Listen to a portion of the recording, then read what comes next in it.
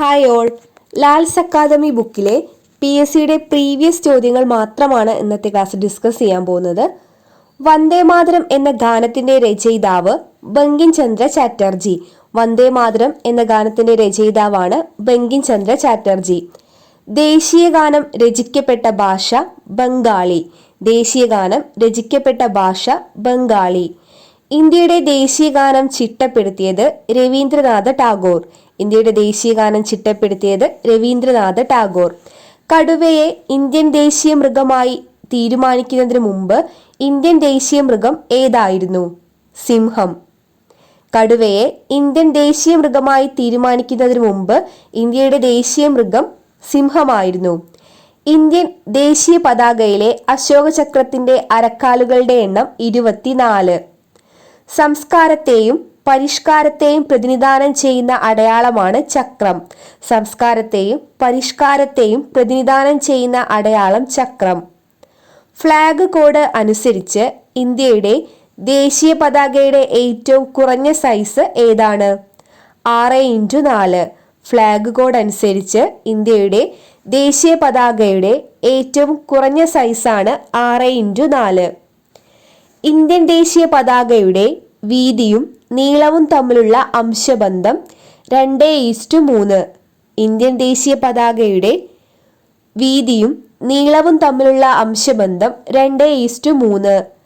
Indian ദേശീയ പതാകയിലെ നിറങ്ങളുടെ ക്രമം കുങ്കുമം, വെള്ള, പച്ച.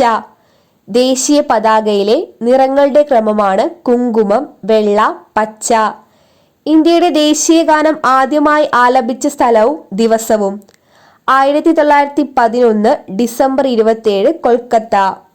1911 ഡിസംബർ 27 കൊൽക്കത്തയിലാണ് ഇന്ത്യയുടെ ദേശീയ ഗാനം ആദ്യമായി ആലപിച്ചത്. നമ്മുടെ ദേശീയ പതാക ആദ്യമായി അംഗീകരിക്കപ്പെട്ടത് 1947 ജൂലൈ 22. നമ്മുടെ ദേശീയ പതാക ആദ്യമായി അംഗീകരിക്കപ്പെട്ടത് 1947 ജൂലൈ 22. ഇന്ത്യൻ ദേശീയ പതാകയിൽ ധീരതയെ സൂചിപ്പിക്കുന്ന നിറം കുങ്കുമം. ഇന്ത്യൻ ദേശീയ പതാകയിൽ ധീരതയെ സൂചിപ്പിക്കുന്ന നിറമാണ് കുങ്കുമം. പതാകകളെക്കുറിച്ചുള്ള പഠനം വെക്സിലോളജി. പതാകകളെക്കുറിച്ചുള്ള പഠനമാണ് വെക്സിലോളജി. ഇന്ത്യയുടെ പതാക സാർവദേശീയ വേദിയിൽ ആദ്യമായി ഉയർത്തിയ വനിത മാഡം ഭിക്കാജി കാമ. ഇന്ത്യയുടെ പതാകയെ സാർവദേശീയ വേദിയിൽ ആദ്യമായി ഉയർത്തിയ വനിത മാഡം ഭിക്കാജി കാമ. ഇന്ത്യയുടെ ദേശീയ പതാകയ്ക്ക് രൂപം നൽകിയത് പിംഗലി വെങ്കയ്യ. ഇന്ത്യയുടെ ദേശീയ പതാകയ്ക്ക് രൂപം നൽകിയത് പിംഗലി വെങ്കയ്യ. ഇന്ത്യയിലെ ഏക അംഗീകൃത പതാക നിർമ്മാണശാല സ്ഥിതി ചെയ്യുന്നത് ഹൂബ്ലി. ഇന്ത്യയിലെ ഏക അംഗീകൃത പതാക നിർമ്മാണശാല സ്ഥിതി ചെയ്യുന്നത് ഹൂബ്ലി. ദേശീയ പതാകയുടെ അനുപാതം 3:2. നമ്മുടെ ദേശീയ പതാകയിലെ ധർമ്മചക്രത്തിന്റെ നിറം നേവി ബ്ലൂ. നാവിക നീലയാണ് നമ്മുടെ ദേശീയ പതാകയിലെ ധർമ്മചക്രത്തിന്റെ നിറം. ഇന്ത്യയുടെ ദേശീയ ഫലം മാമ്പഴം. ദേശീയ കായിക വിനോദം ഹോക്കി. ദേശീയ കലണ്ടർ ശകവർഷ കലണ്ടർ. സാരേ ജഹാം സെ അച്ച എന്ന് തുടങ്ങുന്ന ദേശഭക്തി ഗാനം ഏതു ഭാഷയിലാണ് രചിച്ചത്? ഉറുദു. സാരേ ജഹാം സെ അച്ച എന്ന് തുടങ്ങുന്ന ദേശഭക്തി ഗാനം ഉറുദു ഭാഷയിലാണ്. ഇന്ത്യയുടെ ദേശീയ മത്സ്യം അയല. ഇന്ത്യയുടെ ദേശീയ വൃക്ഷം പേരാൽ. ഹിന്ദി ദേശീയ ഭാഷയായി അംഗീകരിച്ച രാജ്യമാണ് ഇന്ത്യ. ഇന്ത്യൻ രൂപയുടെ കറൻസി ചിഹ്നം രൂപപ്പെടുത്തിയത് D. ഉദയകുമാർ. ഇന്ത്യൻ രൂപയുടെ കറൻസി ചിഹ്നം രൂപപ്പെടുത്തിയത് D. ഉദയകുമാർ. സാരേ ജഹാം സെ അച്ച എന്ന ഗീതം രചിച്ചിരിക്കുന്ന ഭാഷ ഉറുദു. ജനഗണമന ഇന്ത്യയുടെ ദേശീയ ഗാനമായി അംഗീകരിച്ചത് 1950 ജനുവരി 24. ജനഗണമന ഇന്ത്യയുടെ ദേശീയ ഗാനമായി അംഗീകരിച്ചത് 1950 ജനുവരി 24. വന്ദേ മാതരം ഇന്ത്യയുടെ ദേശീയ ഗീതമായി അംഗീകരിച്ച വർഷമാണ് 1950. ഇന്ത്യൻ ദേശീയ ഗാനം ആലപിക്കാൻ ആവശ്യമായ സമയം 52 സെക്കൻഡ്. ദേശീയ ഗാനം ആലപിക്കാൻ ആവശ്യമായ സമയമാണ് 52 സെക്കൻഡ്. രാഷ്ട്രഗീതത്തിന്റെ രചയിതാവ് ബങ്കിം ചന്ദ്ര ചാറ്റർജി. നമ്മുടെ ദേശീയ ചിഹ്നത്തിൽ 5 സിംഹങ്ങളെ കൂടാതെ 3 മൃഗങ്ങൾ കൂടെയുണ്ട്. ആന, കുതിര, കാള. ബങ്കിം ചന്ദ്ര ചാറ്റർജിയുടെ ആദ്യ നോവൽ ഏത്? ദുർഗേശ നന്ദിനി. ബങ്കിം ചന്ദ്ര ചാറ്റർജിയുടെ ആദ്യ നോവലാണ് ദുർഗേശ നന്ദിനി. നമ്മുടെ ദേശീയ ചിഹ്നം എഴുത്തിലുള്ള അശോക സ്തംഭം സ്ഥിതി ചെയ്യുന്ന സ്ഥലം സാരാനാഥ്. നമ്മുടെ ദേശീയ ചിഹ്നം എടുത്തിട്ടുള്ള അശോക സ്തംഭം സ്ഥിതി ചെയ്യുന്ന സ്ഥലമാണ് സാരാനാഥ്. ഇന്ത്യൻ ദേശീയ ചിഹ്നത്തിൽ 5 സിംഹങ്ങളുണ്ട്. ഇന്ത്യൻ ദേശീയ ചിഹ്നത്തിലെ സിംഹങ്ങളുടെ എണ്ണം 5 ആണ്. ബങ്കിം ചന്ദ്ര ചാറ്റർജിയുടെ ആനന്ദമഠം എന്ന നോവലിലെ പ്രമേയം സന്യാസി കലാപം. നമ്മുടെ ദേശീയ ഗീതമായ വന്ദേ മാതരത്തിന്റെ ഇംഗ്ലീഷ് പരിഭാഷ തയ്യാറാക്കിയത് അരബിന്ദ ഘോഷ്. നമ്മുടെ ദേശീയ ഗീതമായ വന്ദേ മാതരത്തിന്റെ ഇംഗ്ലീഷ് പരിഭാഷ തയ്യാറാക്കിയത് അരബിന്ദ ഘോഷ്. ദേശീയ മുദ്രയിൽ കാണപ്പെടാത്ത മൃഗം കടുവ. അശോക ചക്രം അറിയപ്പെടുന്ന മറ്റൊരു പേര് ധർമ്മചക്രം. ഗംഗയെ ദേശീയ നദിയായി പ്രഖ്യാപിച്ചത് 2008 നവംബർ 4. 2011 സെൻസസ് പ്രകാരം ഇന്ത്യയിലെ ജനസംഖ്യാ വളർച്ചാ നിരക്ക് 17.67%.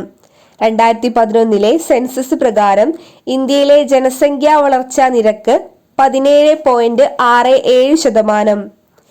ഇന്ത്യൻ ദേശീയ പതാകയിലെ അശോക ചക്രത്തിന്റെ നിറം നാവിക നീല. ഇന്ത്യൻ ദേശീയ ഗാനത്തിന് സംഗീതം നൽകിയത് രാംസിംഗ് താക്കൂർ. ഇന്ത്യൻ ദേശീയ ഗാനത്തിന് സംഗീതം നൽകിയത് രാംസിംഗ് താക്കൂർ. 2011 നടന്ന സ്വതന്ത്ര ഇന്ത്യയുടെ എത്രാമത്തെ സെൻസസ് ആയിരുന്നു? 7. 2011 നടന്നത് സ്വതന്ത്ര ഇന്ത്യയുടെ 7ാമത്തെ സെൻസസ് ആയിരുന്നു. ഇന്ത്യ എന്റെ രാജ്യമാണ് എന്ന് തുടങ്ങുന്ന പ്രതിജ്ഞ എഴുതിയത് പൈതിമാരു വെങ്കിട സുബ്ബറാവു. ഇന്ത്യ എന്റെ രാജ്യമാണ് എന്ന് തുടങ്ങുന്ന പ്രതിജ്ഞ എഴുതിയത് പെതിമാരി വെങ്കിട സുബ്ബറാവു. ഇന്ത്യൻ സെൻസസ് ദിനം എന്നാണ്? ഫെബ്രുവരി 9. ഫെബ്രുവരി 9 ഇന്ത്യൻ സെൻസസ് ദിനം.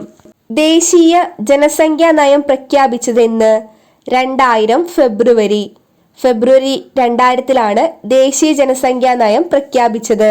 2011 സെൻസസ് പ്രകാരം ഇന്ത്യയുടെ നഗര ജനസംഖ്യ എത്ര ശതമാനമാണ്? 31%. 2011 സെൻസസ് പ്രകാരം ഇന്ത്യയുടെ നഗര ജനസംഖ്യ 31%. ഇന്ത്യയിലെ ആദ്യത്തെ ഡിജിറ്റൽ സംസ്ഥാനം കേരളം. ഇന്ത്യയിലെ ആദ്യത്തെ ഡിജിറ്റൽ സംസ്ഥാനമാണ് കേരളം. ബോക്സർ ഏത് രാജ്യത്താണ് നടന്നത്? ചൈന. അഫ്ഗാനിസ്ഥാനിലെ ദേശീയ നിയമനിർമ്മാണ സഭയുടെ പേര് ഷോറ. അഫ്ഗാനിസ്ഥാനിലെ ദേശീയ നിയമനിർമ്മാണ സഭയുടെ പേര് ഷോറ. പാകിസ്ഥാന്റെ കറൻസിയുടെ പേര് രൂപ. ചൈനയിലെ ആദ്യത്തെ രാജവംശമാണ് ഷാങ് രാജവംശം. ചൈനയിലെ ആദ്യത്തെ രാജവംശം ഷാങ്. ഇന്ത്യയുമായി കര അതിർത്തി പങ്കിടാത്ത ഒരു രാജ്യം ഏതാണ്? ബംഗ്ലാദേശ്, പാകിസ്ഥാൻ, ഭൂട്ടാൻ, ശ്രീലങ്ക. ഓപ്ഷൻ ഡി, ശ്രീലങ്കയാണ് ഇന്ത്യയുമായി കര അതിർത്തി പങ്കിടാത്ത ഒരു രാജ്യം. ഇന്ത്യക്ക് പുറമെ രവീന്ദ്രനാഥ ടാഗോർ ദേശീയ ഗാനം രചിച്ച മറ്റൊരു രാജ്യം ബംഗ്ലാദേശ്. ബംഗ്ലാദേശിന്റെയും ഇന്ത്യയിലെയും ദേശീയ ഗാനം രചിച്ചത് രവീന്ദ്രനാഥ ടാഗോറാണ്. അക്യൂപങ്ക്ചർ എന്ന ചികിത്സാ രീതി ഏത് രാജ്യത്തു നിന്നും ഉടലെടുത്തതാണ്? ചൈന. അക്യൂപങ്ക്ചർ എന്ന ചികിത്സാ രീതിക്ക് പേര് കേട്ട രാജ്യമാണ് ചൈന. ലോകത്തിൽ ആദ്യമായി പേപ്പർ കറൻസി ഉപയോഗിച്ച രാജ്യം ചൈന. ലോകത്താദ്യമായി പേപ്പർ കറൻസി ഉപയോഗിച്ച രാജ്യവും ചൈന. ഏത് അയൽരാജ്യവുമായാണ് ഇന്ത്യ ഏറ്റവും കൂടുതൽ അതിർത്തി പങ്കിടുന്നത്? ബംഗ്ലാദേശ്. ഇന്ത്യയുടെ തെക്കു ഭാഗത്ത് കിടക്കുന്ന അയൽരാജ്യമാണ് ശ്രീലങ്ക. ഇന്ത്യയുടെ തെക്കു ഭാഗത്ത് കിടക്കുന്ന അയൽരാജ്യം ശ്രീലങ്ക. ബംഗ്ലാദേശിന്റെ കായിക വിനോദമാണ് കബഡി. ബംഗ്ലാദേശിന്റെ കായിക വിനോദം കബഡി. 2015 നേപ്പാൾ ഭൂകമ്പത്തിൽപ്പെട്ടവരെ രക്ഷിക്കുവാൻ ഇന്ത്യ ഗവൺമെന്റ് നടപ്പിലാക്കിയ ഓപ്പറേഷനാണ് ഓപ്പറേഷൻ മൈത്രി. പഞ്ചശീല തത്വങ്ങളിൽ ഒപ്പുവെച്ച രാജ്യങ്ങൾ ഇന്ത്യയും ചൈനയും. ഇന്ത്യയും ചൈനയും പഞ്ചശീല തത്വങ്ങളിൽ ഒപ്പുവെച്ച വർഷം 1954. തേയില ഉൽപാദനത്തിൽ 1ാം സ്ഥാനത്തുള്ള രാജ്യമാണ് ചൈന. തേയില ഉൽപാദനത്തിൽ 1ാം സ്ഥാനത്തുള്ള രാജ്യം ചൈന. ഇന്ത്യയെയും ചൈനയെയും തമ്മിൽ വേർതിരിക്കുന്ന അതിർത്തി രേഖ മക്മോഹൻ രേഖ. ഗാന്ധാരം എന്ന പഴയ നഗരത്തിന്റെ പേര് കാണ്ഡഹാർ. ഇന്ത്യയും ശ്രീലങ്കയെയും വേർതിരിക്കുന്നത് പാക് കടലിടുക്ക്. ഇന്ത്യയെയും ശ്രീലങ്കയെയും വേർതിരിക്കുന്നത് പാക് കടലിടുക്ക്. ഇന്ത്യയുടെ കിഴക്കേ അതിർത്തിയിൽ സ്ഥിതി ചെയ്യുന്ന ഒരു രാജ്യമാണ് ബംഗ്ലാദേശ്. ആദംസ് ബ്രിഡ്ജ് സ്ഥിതി ചെയ്യുന്നത് ഇന്ത്യക്കും ശ്രീലങ്കയ്ക്കും ഇടയിലാണ്. ആദംസ് ബ്രിഡ്ജ് സ്ഥിതി ചെയ്യുന്നത് ഇന്ത്യക്കും ശ്രീലങ്കയ്ക്കും ഇടയിൽ. ഇന്ത്യയുടെ ഏറ്റവും ചെറിയ അയൽരാജ്യമാണ് ഭൂട്ടാൻ. ഇന്ത്യയിലെ ഏറ്റവും ചെറിയ അയൽരാജ്യം ഭൂട്ടാൻ. ഏത് രാജ്യത്തെ പ്രധാന നദിയാണ് ഐരാവതി? ബർമയിലെ പ്രധാന നദിയാണ് ഐരാവതി. നാഗാലാൻഡ് അതിന്റെ അതിർത്തി പങ്കിടുന്നത് താഴെ കൊടുത്തിരിക്കുന്ന വിദേശ രാജ്യങ്ങളിൽ ഏതുമായിട്ടാണ്? Myanmar, Pakistan, Bangladesh, Nepal. Answer Myanmar. Nagaland അതിന്റെ അതിർത്തി പങ്കിടുന്നത് മ്യാൻമാറുമായിട്ടാണ്. കാഠ്മണ്ഡു ഏത് രാജ്യത്തിന്റെ തലസ്ഥാനമാണ്? നേപ്പാൾ. വാഗ ബോർഡർ ഏത് രാജ്യങ്ങളുമായി ബന്ധപ്പെട്ടിരിക്കുന്നു? ഇന്ത്യയും പാകിസ്ഥാനും. ഇന്ത്യയെയും പാകിസ്ഥാനെയും ബന്ധിപ്പിക്കുന്നതാണ് വാഗ ബോർഡർ. പാകിസ്ഥാൻ എന്ന പേര് കണ്ടെത്തിയ കേംബ്രിഡ്ജ് വിദ്യാർത്ഥി ചൗധരി റഹ്മത്ത് അലി. പാകിസ്ഥാൻ എന്ന പേര് കണ്ടെത്തിയത് ചൗധരി റഹ്മത്ത് അലി. പാകിസ്ഥാൻ സ്ഥാപക ദിനം എന്നാണ്? ഓഗസ്റ്റ് 14. പാകിസ്ഥാൻ സ്ഥാപക ദിനം ഓഗസ്റ്റ് 14. അഫ്ഗാനിസ്ഥാന്റെ തലസ്ഥാനം കാബൂൾ. അഫ്ഗാനിസ്ഥാന്റെ തലസ്ഥാനം കാബൂൾ. 1966 ഇന്ത്യയും പാകിസ്ഥാനുമായി ഒപ്പുവെച്ച സമാധാന കരാറാണ് താഷ്കന്റ് കരാർ. 1966 ഇന്ത്യയും പാകിസ്ഥാനുമായി ഒപ്പുവെച്ച സമാധാന കരാർ താഷ്കന്റ് കരാർ. 1972 ഇന്ത്യയും പാകിസ്ഥാനും ഒപ്പിട്ട കരാറാണ് സിംല കരാർ. 1972 ഇന്ത്യയും പാകിസ്ഥാനും ഒപ്പിട്ട കരാർ സിംല കരാർ. ഇന്ത്യ പാക് ബന്ധത്തിലെ ഏറ്റവും വലിയ കീറാമുട്ടി കാശ്മീർ ആയിരുന്നു. ഇന്ത്യ പാക് യുദ്ധത്തിലെ ഏറ്റവും വലിയ കീറാമുട്ടി കാശ്മീർ. ഏത് രാജ്യത്തിന്റെ മധ്യസ്ഥതയിലാണ് താഷ്കന്റ് കരാർ ഇന്ത്യയും പാകിസ്ഥാനും ഒപ്പുവെച്ചത്? Soviet union. സോവിയറ്റ് യൂണിയന്റെ മധ്യസ്ഥതയിലാണ് താഷ്കന്റ് കരാറിൽ ഇന്ത്യയും പാകിസ്ഥാനും ഒപ്പുവെച്ചത്.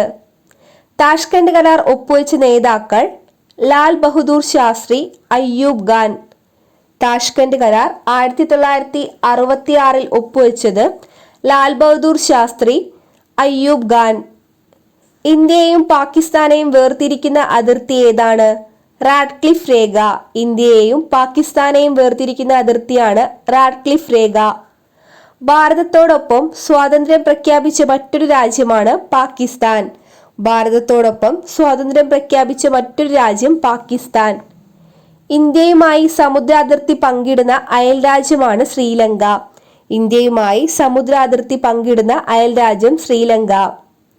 നേപ്പാളിലെ ദേശീയ നിയമനിർമ്മാണ സഭയുടെ പേര് നാഷണൽ പഞ്ചായത്ത്.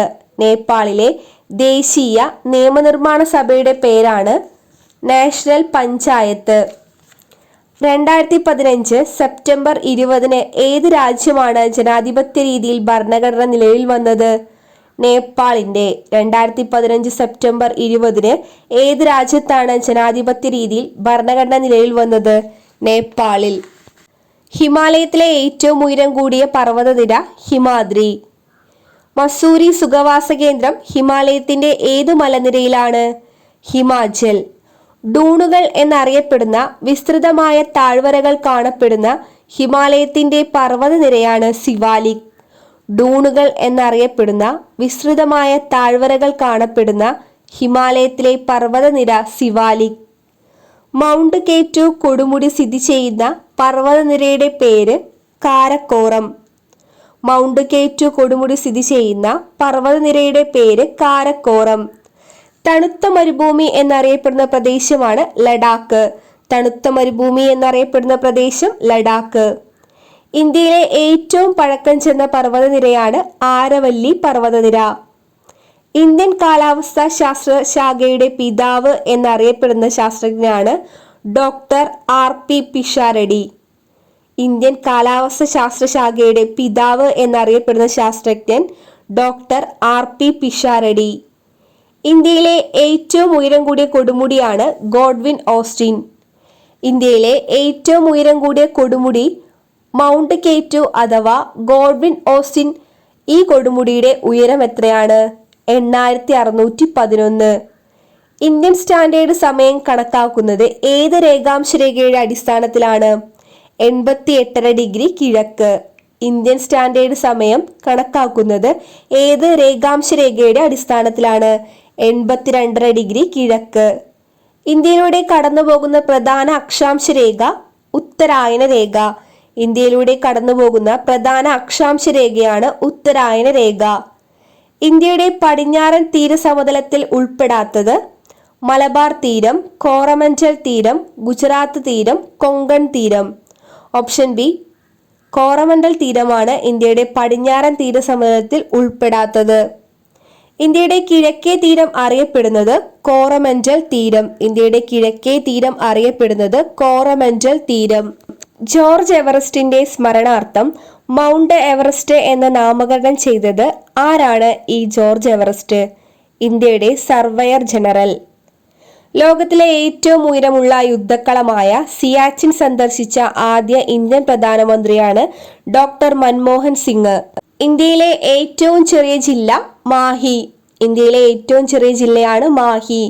ഇന്ത്യയുടെ പടിഞ്ഞാറ് ഭാഗത്ത് കാണപ്പെടുന്ന കടൽ അറബിക്കടൽ.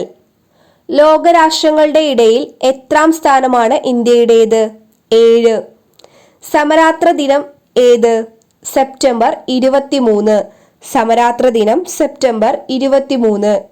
ഇന്ത്യയുടെ ദീർഘമായ രാത്രിയുള്ള ദിവസമാണ് ഡിസംബർ 22. ഇന്ത്യയിൽ ദീർഘമായ രാത്രിയുള്ള ദിവസം ഡിസംബർ 22. ഭൂമിശാസ്ത്രപരമായ സവിശേഷതയുടെ അടിസ്ഥാനത്തിൽ ഇന്ത്യ ഏത് വിഭാഗത്തിൽ പെടുന്നു? ഉപദ്വീപ്.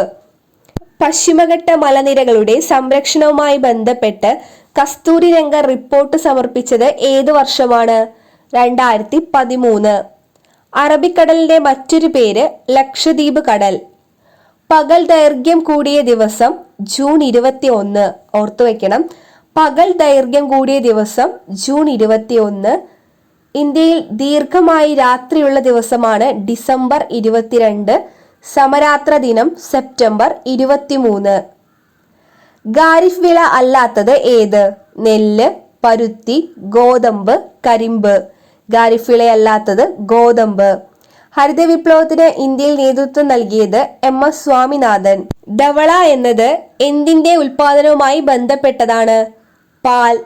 രാജ്യത്ത് മുട്ട ഉൽപാദനം വർദ്ധിപ്പിക്കുന്നതിനായി ബന്ധപ്പെട്ട പദമേത്? വെള്ളി വിപ്ലവം അഥവാ സിൽവർ വിപ്ലവം. ഇന്ത്യയിലെ ഗ്രേ വിപ്ലവം എന്തുമായി ബന്ധപ്പെട്ടിരിക്കുന്നു? വളങ്ങൾ. വളങ്ങൾ, ഗ്രേ വിപ്ലവം. മുട്ട, സിൽവർ വിപ്ലവം. പാൽ, ധവള വിപ്ലവം. ലോകത്തിലെ ഏറ്റവും കൂടുതൽ മാങ്ങ ഉൽപ്പാദിപ്പിക്കുന്ന രാജ്യം ഇന്ത്യയാണ്. കൂടുതൽ മാങ്ങ ഉൽപ്പാദിപ്പിക്കുന്നത് ഇന്ത്യ. കേന്ദ്ര നെല്ല് ഗവേഷണ കേന്ദ്രം കട്ടക്ക്. മൺസൂൺ കാലാവസ്ഥാ മേഖലകളിൽ ലാറ്ററൈസേഷൻ പ്രക്രിയയിലൂടെ രൂപം കൊള്ളുന്ന മണ്ണിനമാണ് ചെങ്കൽ മണ്ണ്. മൺസൂൺ കാലാവസ്ഥാ മേഖലകളിൽ ലാറ്ററൈസേഷൻ പ്രക്രിയയിലൂടെ രൂപം കൊള്ളുന്ന മണ്ണിനം ചെങ്കൽ മണ്ണ്. കറുത്ത പരുത്തിമണ്ണിന്റെ മറ്റൊരു പേര് റിഗർ. കറുത്ത പരുത്തിമണ്ണിന്റെ മറ്റൊരു പേരാണ് റിഗർ. എന്തിനെ കുറിച്ചുള്ള പഠനമാണ് പെഡോളജി? മണ്ണുകളെ കുറിച്ചുള്ള പഠനമാണ് പെഡോളജി. ഇന്ത്യയിൽ ഏറ്റവും കൂടുതൽ കാണപ്പെടുന്ന മണ്ണിനം എക്കൽ മണ്ണ്. ഏറ്റവും കൂടുതൽ കാണപ്പെടുന്ന മണ്ണിനമാണ് എക്കൽ മണ്ണ്. ഇന്ത്യയിൽ ശൈത്യകാലം അനുഭവപ്പെടുന്ന മാസങ്ങളാണ് ഡിസംബർ മുതൽ. ഇന്ത്യയിൽ ശൈത്യകാലം അനുഭവപ്പെടുന്നത് ഡിസംബർ മുതലാണ്. ഇന്ത്യയുടെ വടക്കു പടിഞ്ഞാറ് ഭാഗത്തു നിന്നും കിഴക്കോട്ട് പോകുന്തോറും ലഭിക്കുന്ന മഴയുടെ അളവ് കൂടുന്നു. ഇന്ത്യയുടെ വടക്കു പടിഞ്ഞാറ് ഭാഗത്തു നിന്നും കിഴക്കോട്ട് പോകുന്തോറും ലഭിക്കുന്ന മഴയുടെ അളവ് കൂടുന്നു. വേനൽക്കാലത്ത് പശ്ചിമ ബംഗാളിൽ വീശുന്ന വരണ്ട കാറ്റാണ് ലൂ. വേനൽക്കാലത്ത് പശ്ചിമ ബംഗാളിൽ വീശുന്ന വരണ്ട കാറ്റ് ലൂ. ഇന്ത്യൻ ഉപഭൂഖണ്ഡത്തിന്റെ തെക്കേ അറ്റം കന്യാകുമാരി. ഇന്ത്യൻ ഉപഭൂഖണ്ഡത്തിന്റെ തെക്കേ അറ്റമാണ് കന്യാകുമാരി. രാത്രിക്കും പകലിനും ഒരേ ദൈർഘ്യമുള്ള ദിനമാണ് മാർച്ച് 21. രാത്രിക്കും പകലിനും ഒരേ ദൈർഘ്യം വരുന്ന ദിനമാണ് മാർച്ച് 21. മാർച്ച് 21-ന് സൂര്യൻ തലയ്ക്ക് മുകളിലായി കാണപ്പെടുന്നത് എവിടെ? ഭൂമധ്യരേഖയിൽ. കാഞ്ചൻജംഗയുടെ ഉയരം എത്ര മീറ്ററാണ്? 8586 മീറ്റർ. 8586 മീറ്റർ. ഓർത്തുവയ്ക്കാൻ 8586 മീറ്റർ.